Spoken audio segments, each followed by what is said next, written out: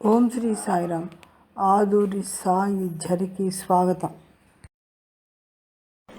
ఓం శ్రీ సాయిరామ్. సత్యసాయి గాయత్రి మంత్రాన్ని గురించి కొద్దిగా ముచ్చటించుకుందాం.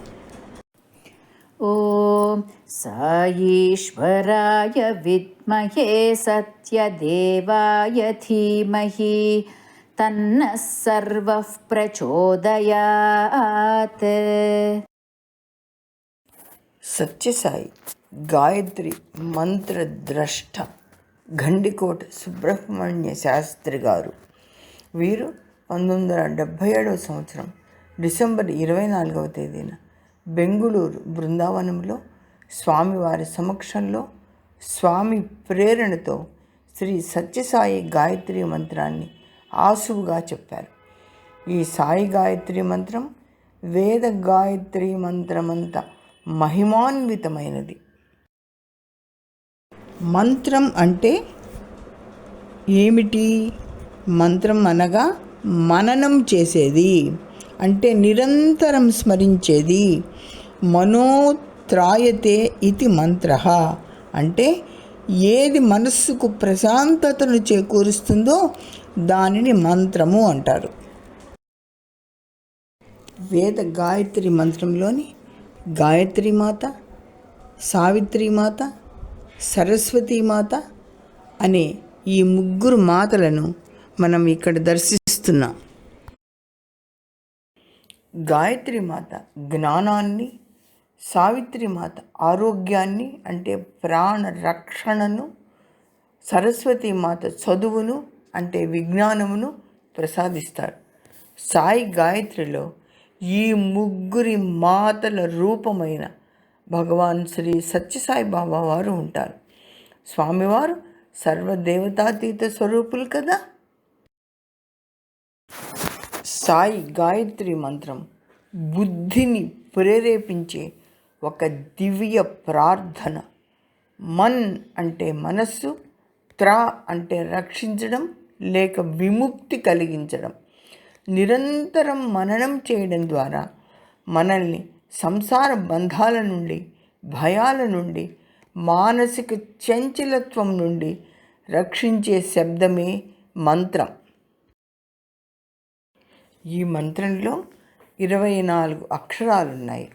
3 పాదాలు, ప్రతి పాదంలో 8 అక్షరాలున్నాయి.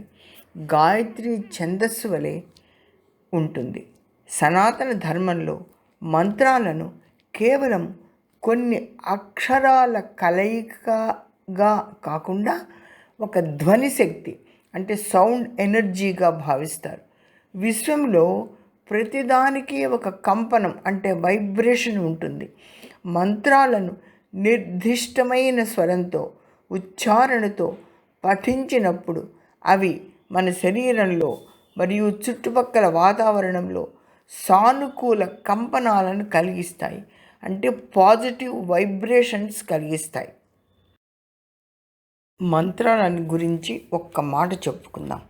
మంత్రాలు 3 రకాలు: వైదిక మంత్రాలు, తాంత్రిక మంత్రాలు, పౌరాణిక మంత్రాలు. వైదిక మంత్రాలు అంటే వేదాలలో పేర్కొనబడినవి. ఉదాహరణకు గాయత్రి మంత్రం, మహామృత్యుంజయ మంత్రం మొదలైనవి. వీటిని ఖచ్చితమైన స్వర నియమాలతో స్వరయుక్తంగా పలకాలి. ఓం భూర్భువః సువః తత్సవితుర్వరేణ్యం భర్గో దేవస్య ధీమహి ధియో యో నః ప్రచోదయాత్.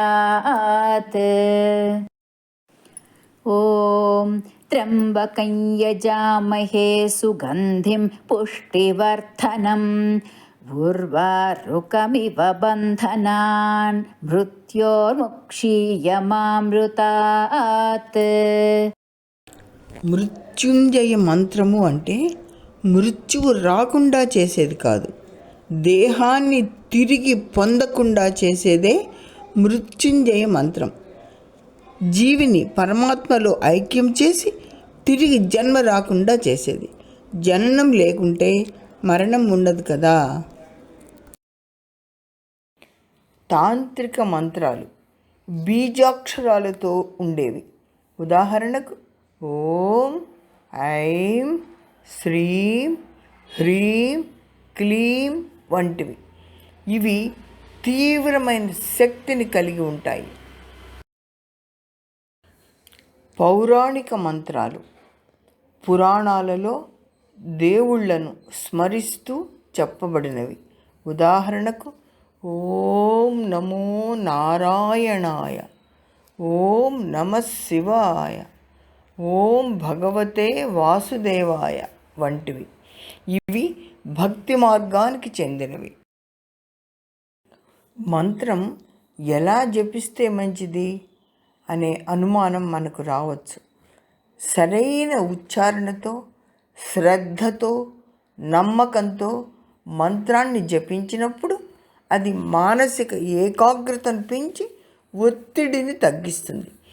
విశ్వాసమే శ్వాసగా జపించాలి.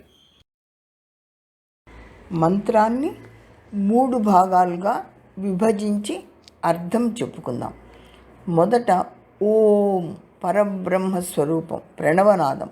ఇది ప్రతి మంత్రానికి మనం ఓం తోటి ప్రారంభం చేస్తాం. మొదటి పదం ఏంటంటే సాయీశ్వరాయ విద్మహే.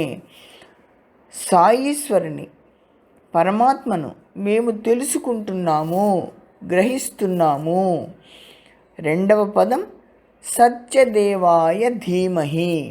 సత్యస్వరూపుడైన ఆ దేవుని మేము ధ్యానం చేస్తున్నాము. మూడవ పదం తన్నో సర్వ ప్రచోదయాత్. ఆ సర్వవ్యాపి అయిన పరమాత్మ సాయీశ్వరుడు మన బుద్ధిని, ఆలోచనలను సన్మార్గములో నడిపించుగాక అని మనము 3 విభాగాలకు అర్థం చెప్పుకుంటాం. ఒక్కమారు అర్థం చెప్పుకుందాం. సకల చరాచర సృష్టికి అధిపతి ఈశ్వరుడు అయిన సాయిబాబాను మేము తెలుసుకొని ప్రయత్నిస్తున్నాము. సత్యస్వరూపుడైన ఆ దైవాన్ని మా బుద్ధిలో నిలిపి ధ్యానం చేస్తున్నాము. ఆ సాయీశ్వరుడు మనందరి బుద్ధిని, ఆలోచనలను సన్మార్గం వైపు అంటే మంచి దారిలో నడిపించి మనకు జ్ఞానాన్ని ప్రసాదించుగాక అని ప్రార్థిస్తున్నాను. పిల్లలకు సులువుగా అర్థం కావటానికి ఇలా చెప్పవచ్చు. ఓ సాయి భగవాన్, నీవు సత్యస్వరూపుడవు. మేము నిన్ను ధ్యానిస్తున్నాము. మా మనసుకు మంచి ఆలోచనలనిచ్చి మంచి పనులు చేసేలాగా మమ్మల్ని నడిపించు స్వామి అని చెప్తే పిల్లలకు సులువుగా చక్కగా అర్థమవుతుంది. సాయి గాయత్రి మంత్రాన్ని ఎప్పుడు ఎన్ని మార్లు జపించవచ్చు అంటే, సాయి గాయత్రి మంత్ర జపానికి నియమ నిష్టలేవీ లేవు. నిరంతరం జపించవచ్చు. శ్వాస పీల్చి వదలినట్లు జపించవచ్చు. ఉదయం, మధ్యాహ్నం, సాయంత్రం ఎప్పుడైనా సరే జపించవచ్చు. ఎన్ని మార్లైనా జపించవచ్చు. అయితే మంత్రం ఉచ్చరిస్తున్నప్పుడు స్వామివారిని మనసులో దర్శిస్తూ జపిస్తే ఫలితం అద్భుతంగా ఉంటుంది. సాయి గాయత్రి మంత్ర జపం వలన మానసిక ప్రశాంతత కలుగుతుంది. మనసులోని ఆందోళనలు, భయాలు తొలగిపోయి ప్రశాంతత లభిస్తుంది. సద్బుద్ధి, చెడు ఆలోచనలు రాకుండా ఏది మంచి, ఏది చెడు అనే విచక్షణ శక్తి పెరుగుతుంది. బుద్ధి వికసిస్తుంది. ఇది ఒక రక్షణ కవచం. నిరంతరం ఈ మంత్రాన్ని స్మరించడం వల్ల మన చుట్టూ ఒక దైవిక రక్షణ వలయం ఏర్పడుతుంది. ఈ మంత్రంలో 3 ముఖ్యమైన సాధనా దశలు ఉన్నాయి. విద్మహే, భగవంతుని గురించి తెలుసుకోవడం అంటే జ్ఞానం. ధీమహి, భగవంతుని ధ్యానించడం అంటే ధ్యానం. ప్రచోదయాత్, దైవ ప్రేరణతో జీవించడం అంటే ఆచరణ. సత్యాన్ని తెలుసుకోవడం, హృదయంలో నిలుపుకోవడం, జీవితంలో ఆచరించడం ఈ గాయత్రి మంత్రం యొక్క అంతరార్థం ఇది. మంత్రాన్ని జపించే విధానాలు: 1. కళ్ళు మూసుకొని జపించటం. 2. స్వామి చిత్రాన్ని చూస్తూ జపించడం. 3. జపమాల త్రిప్పుతూ జపించడం. 4. మంత్రాక్షరాలను చూస్తూ జపించడం.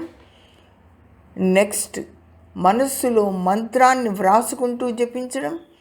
తర్వాత సమయం కేటాయించుకొని జపించడం, అంటే అర్ధగంట 10 నిమిషాలు అలాగా. వ్రేళ్ళు లెక్కిస్తూ జపించడం. పైవేవీ లేకుండా నడిచేటప్పుడు, పనులన్నీ చేసుకునేప్పుడు శ్వాస పీల్చి వదలినట్లు నిరంతరం జపించవచ్చు. మంత్ర జపం వలన ఫలితాలు: అడ్డంకులను తొలగిస్తుంది, ప్రమాదాల నుంచి రక్షణ లభిస్తుంది, అజ్ఞానాన్ని తొలగిస్తుంది, ఆలోచనలకు పవిత్రతనిస్తుంది, సంభాషణ నైపుణ్యాలను మెరుగుపరుస్తుంది, మనోనేత్రాన్ని తెరిపిస్తుంది. మంత్రాన్ని 3 పద్ధతులలో జపిస్తారు. వాచకం: ఇతరులకు వినిపించేలాగా గట్టిగా పైకి పలకడం. 2. ఉపాంశు: పెదవులు కదులుతాయి కానీ శబ్దం పక్కన ఉన్న వారికి ఏమాత్రము వినపడనంత మెల్లిగా జపించడం. 3. మానసికం: పెదవులు నాలుక కదపకుండా కేవలం మనస్సులోనే తలుచుకోవడం. వీటిలో మానసిక జపం అత్యంత శక్తివంతమైనది. ఏదైనా ఒక కోరిక సిద్ధించాలనే ఉద్దేశంతో అయితే ఒకే సమయంలో ఒకే స్థలంలో జపించాలి. ప్రయాణంలో ఉంటే స్థలం కుదరదు కనుక ఒకే సమయంలో జపించవచ్చు. తప్పక నెరవేరుతాయి కోరికలన్నీ. వేద గాయత్రి మంత్రం వలె రక్షణ కవచంలా కాపాడుతుంది. ఆరోగ్యం కోసమో, ఉద్యోగం కోసమో, వివాహం కోసమో, దేనికోసం జపించిన తప్పక ఫలితం లభిస్తుంది. అనేక ఉదాహరణలు ఉన్నాయి దీనికి. సాయి గాయత్రి మంత్రాన్ని మనకు అందించి భక్త లోకానికంతా ఎంతో మేలు చేసి స్వామి అపార కృపకు నోచుకున్న ఈ ధన్యజీవి గండికోట సుబ్రహ్మణ్య శాస్త్రి గారు 1986 ప్రాంతంలో సుమారు 93 ఏళ్ల వయసులో సునాయాసంగా స్వామి పాదాలలో కలిసిపోయారు. సాయి గాయత్రి మంత్రాన్ని స్మరించడం అంటే సాక్షాత్ పరబ్రహ్మస్వరూపులైన స్వామివారిని అర్చించడమే. ఈరోజు మన జీవితాల్లో ఉత్తమమైన రోజు. సాయి గాయత్రిని గురించి ముచ్చటించుకోవడం మన అదృష్టం. నిరంతరం ఈ గాయత్రిని స్మరిస్తూ పునీతులమవుదాం. జై సాయిరామ్.